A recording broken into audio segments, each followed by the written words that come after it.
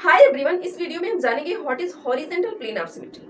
जब किसी मॉलिक्यूल में प्रिंसिपल एक्सिस के परपेंडिकुलर कोई प्लेन प्रेजेंट हो तो उसे बोलते हैं हॉरिजॉन्टल प्लेन ऑफ सिमेट्री। अगर हम बात करें डेफिनेशन की, a symmetry plane perpendicular to the principal axis is named as horizontal plane of symmetry. इसको हम सिग्मा एच से डिनोट करते हैं। It is denoted by sigma H. अगर हम बात करें एग्जाम्पल की, तो यहाँ पे मैंने लिया BF3 मॉलिक्यूल। ये एक प्लेनर मॉलिक्यूल है। अगर इसको मॉडल के थ्रू समझें, सो ये है हमारा BF3 मॉलिक्यूल। अगर हम बात करें प्रिंसिपल एक्सिस की, तो प्रिंसिपल एक्सिस बोरॉन एटम से पास होती है कुछ इस तरह से।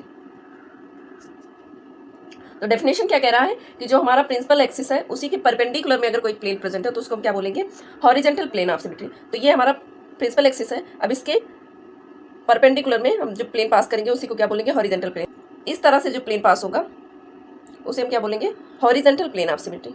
ठीक है, तो इस प्लेन को हम क्या बोलेंगे, horizontal plane of symmetry. I hope आपको समझ में आया। सो इस मॉलिक्यूल में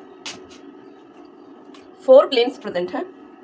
1 plane is present here and 1 plane is present here and 1 plane is present here and 1 more plane is present which is passing through all atoms like this.